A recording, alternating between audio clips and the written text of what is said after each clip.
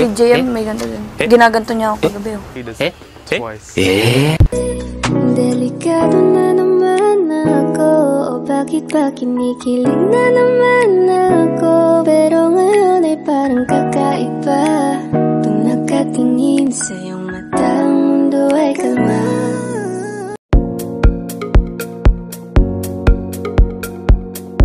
You've turned my lyrics into a bouquet. May tila sinig sa... Kasi ngayong week, di ba? Ano, task leader twice. He did twice.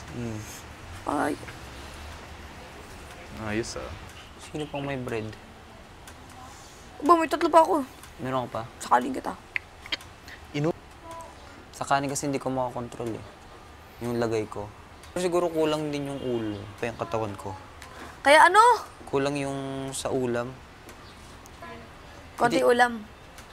Hindi. Sa labas kasi, hindi ako nagkakanin, puro ulam ako. Kaya hindi ako nagugutom. Eh siguro ngayon, siyempre, equal tayo lahat, di ba? May bilang. Siguro sa kanin ako nababot. Pero pinokontrol ko pa rin. Pagkain na. Wag. Huwag mo nang kontrol. Baka ko nga. Lalang magiging Steve niyan.